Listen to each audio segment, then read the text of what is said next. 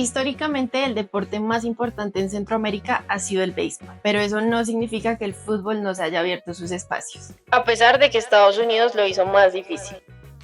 Hola historietos, yo soy Mafe Ricaurte, soy historiadora y en estos dos videos que siguen vamos a hablar de los orígenes del fútbol centroamericano. En esta primera parte nos vamos a enfocar sobre todo en los orígenes del fútbol mexicano. Y si te gusta este tema, no olvides suscribirte al canal para ver más videos así. Si quieres saber más sobre historia del fútbol latinoamericano, te invito a ver el resto de videos que están en esta playlist que te voy a dejar aquí arribita. Es más, puedes pausar este video e ir a ver esos primero para que entiendas mejor de lo que voy a hablar aquí. Centroamérica en general tiene algo muy particular y es que, como ya vimos en los otros países sudamericanos, fueron países que tuvieron el origen del fútbol más ligado a la presencia de los ingleses. Pero en el caso de Centroamérica, ellos estaban mucho más ligados a los estadounidenses, voluntaria e involuntariamente. Y voy a insistir en lo que les dije en el video anterior. Para que el fútbol se desarrolle óptimamente se necesitan condiciones sociales, políticas y económicas que lo permitan. Pero como todos sabemos, Estados Unidos es un país muy fanático de las intervenciones políticas y de las ocupaciones militares. Y Centroamérica no escapó de eso. Desafortunadamente, esas situaciones crearon mucha inestabilidad política, una inestabilidad que no era compatible con la modernidad, con el desarrollo económico y por lo tanto con el crecimiento del fútbol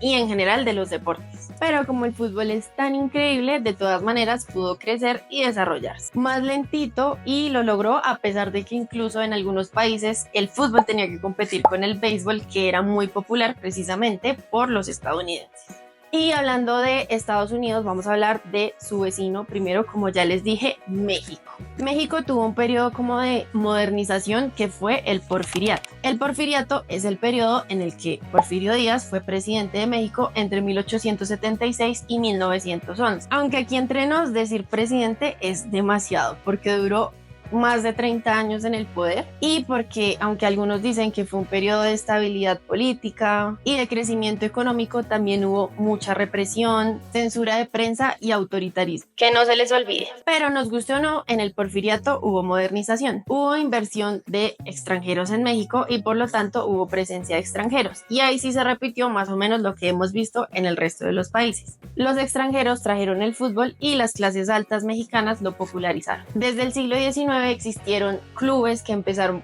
con deportes como el cricket y luego empezaron como a jugar fútbol. Uno de esos clubes, el Reforma Athletic Club, fue fundado a finales del siglo XIX y tuvo a Robert Blackmore, quien fue la primera persona que introdujo los balones a México. Además del Reforma, también está el México Cricket, que es el club más antiguo, y el British Club. En 1902, esos clubes decidieron crear una liga y también invitaron a otros clubes que no eran de la Ciudad de México, el Orizaba y el Pachuca. Aquí es muy importante el ferrocarril porque esas ciudades estaban interconectadas gracias al tren. El Pachuca provenía de una fusión de equipos que eran de compañías mineras británicas y de otros clubes de cricket. Y el Orizaba provenía de una fábrica textil. En los otros videos les he contado que las ligas nacionales, las primeras se crearon como en zonas particulares, generalmente en los puertos. Y los clubes que pertenecían a esas ligas solamente se ubicaban en esa zona geográfica. Pero en México no pasó así. Esta primera liga tenía desde su inicio equipos de diferentes localizaciones geográficas de México que no eran solamente la Ciudad de México. Y el primer campeón fue la Orizaba. Igualmente, y poco a poco empezaron a crearse otras ligas en Jalisco, en Veracruz, en Guanajuato, de las cuales surgieron equipos como el Guadalajara, el Excelsior o el Iturbide. Pero la integración nacional del fútbol mexicano ocurrió hasta los años 40. Después del Porfiriato pasó algo que atraviesa la historia de México en dos. La Revolución Mexicana, que de cierta forma interrumpió el desarrollo que se venía generando. La Revolución fue un conflicto muy violento que no dejó mucho tiempo libre para que la gente practicara deporte. Incluso algunos jugadores de los clubes que ya les mencioné tuvieron que ir al ejército. Pero entre los resultados de esa revolución está la creación de un montón de instituciones que se encargaban de la cultura física a nivel nacional, de promoverla y de educar a la gente en educación física. Eso permitió la aparición de más clubes y por lo tanto más popularización del fútbol. Aún en medio de la revolución se crearon clubes como el América, el Necaxa y el Atlante. Los jugadores del Atlante eran conocidos como los prietitos, o sea, los morenos. y eso le daba al equipo como una identidad racial y también de clase. Eran vistos como el equipo del pueblo. México se afilió a la FIFA en 1929 y compitió en los Olímpicos de 1930, en donde perdió por goleada. También alcanzó a participar en la Copa del Mundo de Montevideo en 1930 y también le fue mal. Cuando todo el tema de la revolución pasó, empezaron a aparecer clubes que eran dirigidos por alemanes, por franceses, por británicos, obviamente, y también por españoles. Muy importantes los españoles porque empezaron a dominar en el fútbol mexicano después de la revolución. Con el porfiriato, los españoles se habían empezado a convertir en una colonia muy importante, pero no porque fueran muchos, sino porque estaban muy bien conectados política y económicamente.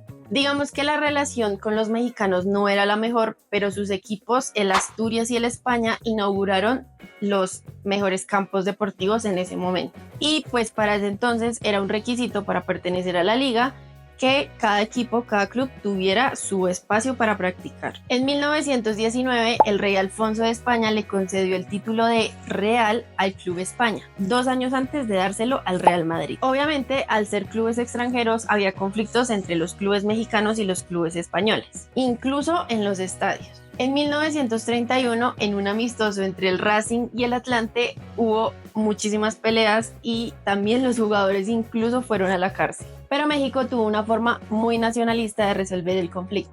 En 1945, el presidente Manuel Ávila Camacho dictó un decreto con el que se establecía un impuesto sobre las taquillas de los estadios y también una regulación sobre la cantidad de jugadores extranjeros permitidos por equipo, máximo 6, después lo ampliaron a 7, lo cual obviamente favorecía a los clubes criollos. Cuando los españoles reclamaron por esa regla, los clubes Atlante, América y Marte reclamaron que ellos mismos habían sugerido esa reglamentación. Y otros equipos como el Atlas y el Guadalajara o Chivas, como también se le conoce al Guadalajara, apoyaron, por supuesto, esa decisión. Recuerden que al día de hoy el Chivas es el único club que mantiene la norma de incorporar únicamente a jugadores mexicanos en el club. Y claro, el argumento público era el nacionalismo. Pero en realidad lo que pasaba era que los clubes extranjeros tenían plata para llevar a México jugadores muy buenos, cosa que no siempre tenían pues los clubes mexicanos. Poco a poco los clubes españoles se fueron quedando atrás y los mexicanos empezaron a controlar más la liga. Y eso fue todo por el video de hoy. Hasta aquí vamos a dejar este pedacito.